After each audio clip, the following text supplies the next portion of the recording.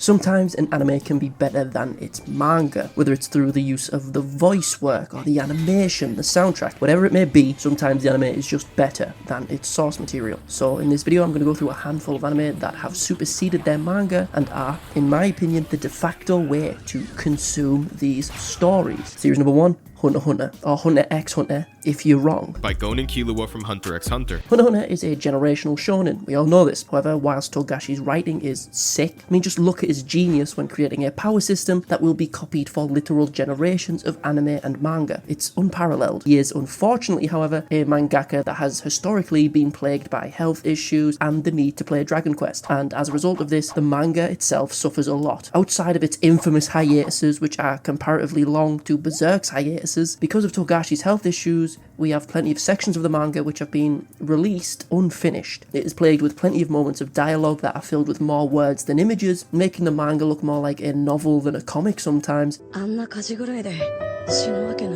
Despite this, Togashi can have fantastic artwork, like ridiculously good, but it's not very consistent. I mean, overall, that's the best way to describe Hunter x Hunter. It is an inconsistent manga, especially later on. The anime, of course, does not suffer from these things. Heavy dialogue scenes are obviously much more palatable when presented in an anime format, which can provide more visuals, as well as the voice work. Hunter x Hunter's OST is something you have been listening to in memes and in YouTube videos for years without you realizing, because it's just so damn good that plenty of anime YouTubers still use it in their videos to this day.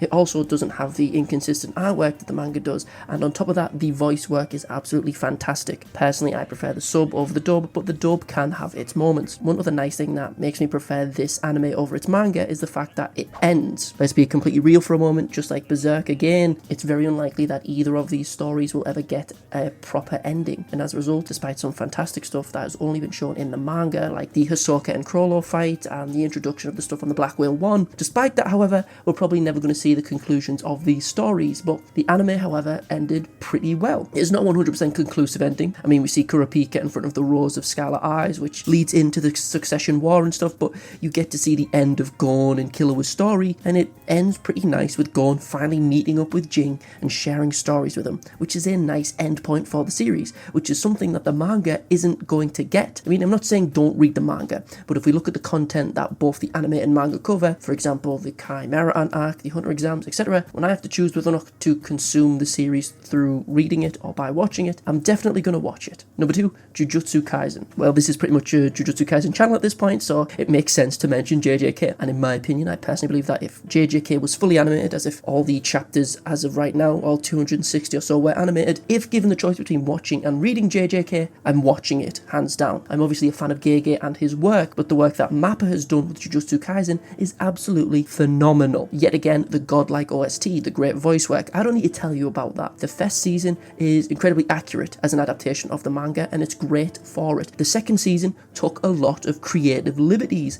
in regards to the source material, but all the liberties are in regards to the fight scenes mostly, and all the changes to these said fight scenes just make them better. The second season changed a bunch of little things that I personally believe improve upon the original manga. For example, the scene in which Todo hits a black flash is much better in the anime, in my opinion. In the manga, Todo just switches with a transfigured human, kicks Mahito, and that's about it. In the anime, it's a much more dynamic scene, with Yuji throwing a rock infused with cursed energy. It just looks phenomenal. I love it. Obviously, I am a huge fan of the manga. If I wasn't, all of these videos wouldn't exist. But sometimes the artwork for said manga can be a little bit goofy. I mean, look at the most iconic panel in the entire series. It just makes Gojo look like Voldemort. But overall, it is a great manga. But if given the choice between the anime and the manga, despite the horrible conditions that Mappa has been put through, they managed to churn out some absolutely classic stuff. I mean, if your series looks so good that just a rerun movie of the Hidden Inventory arc is already making millions, you know the anime itself has to be pretty good. Series number 3, JoJo's Bizarre Adventure. JoJo's is a weird one to me, but I feel like a lot of fans of the series, like myself, would agree that the work that David Productions has done with JoJo's is absolutely fantastic. I would rather just watch it than read it. Like, it's not even a competition. I will say, however, I feel this way more so towards the earlier parts, as the early parts of JoJo, so Phantom Blood, Battle Tendency, the artwork for them just kind of feels like Fist of the North Star, which is what it was supposed to be pretty much initially. Once we get to part 3 and onwards, the manga feels more like its own series from an artwork perspective. So as the manga progresses, it just looks better and better and better in most cases. However, just look at part 4 and part 5 in the anime. They just look so good, they sound so good, these are timeless and are going to be watched for a very long time. The anime for JoJo's is better than the manga overall in my opinion. Obviously there's a lot more of the manga than there is the anime at this point. I mean, all of part 7 is going to be animated, and then there's part 8 and part 9 is still ongoing, but still. All of the anime for JoJo's look great, and if there was ever a point where the anime didn't look fantastic, when the Blu-rays came out, they improved the artwork in the anime even further. So obviously, I'll say this again, huge fan of JoJo's manga, I adore it, but when it comes down to brass tacks, for the parts that are animated, I'm going to watch it instead of read it. I mean, how could you not? It's an absolute classic. Series number 4, Attack on Titan. I personally am not a huge fan of Attack on Titan. I have my reasons for feeling as such, but I will say that after both reading and watching the series, the anime is hands down the better of the two. But since I'm not a fan, I'll let someone who is a fan talk about it for me. Hello there, I am Alon Z, Josh's resident Attack on Titan professional and glazer, and I am here to talk about the manga versus the anime. Now, I think it's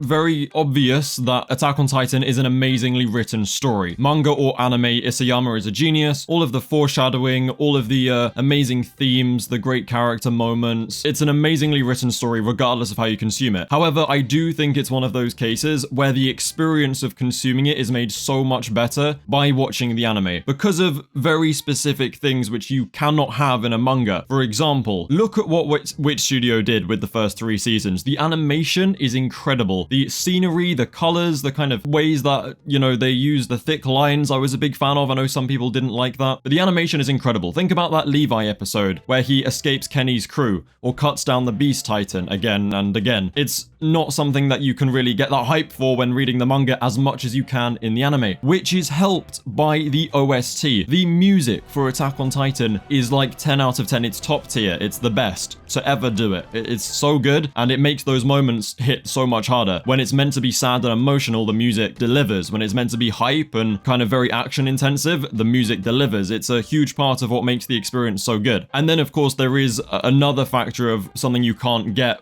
within the manga, and that is the voice acting. Both Japanese and English, both incredible for Attack on Titan. Think about Irvin's speech, alright? Whether you consume that in English or Japanese, I know most people are a fan of both. I personally love the English. Michael J. Tatum kills it he's so good in everything, but Attack on Titan was, that speech, I can't imagine being as hyped reading it as I was watching it. Watching it is a completely different ballgame. It's a different experience. So overall, I do think having the music, the animation, and the voice acting paired with what is a perfectly written story, it just pushes it to a whole new level. Like, okay, it was already good, but if I'm going to recommend for someone to consume Attack on Titan, I am always going to say watch the anime. It makes it so much better. Why would you not just add to your experience? It just stimulates more of your senses and it becomes way more enjoyable. Like I said, Isayama, brilliant writer. Everything in Attack on Titan is great, but I do think having those key moments where, like, having my favorite songs, Barricades, right? Think about the openings, the rumbling, all right, Under the Tree. Can you imagine going through Attack on Titan without having those? They're iconic at this point. So yeah, I do think it's one of those very important ones where the anime just really stands above the manga. But yeah, that's not to downplay the manga at all. Attack on Titan is just peak. 10 out of 10, peak fiction. Series number 5, Demon Slayer. Demon Slayer is a series that plenty of people have claimed is, quote,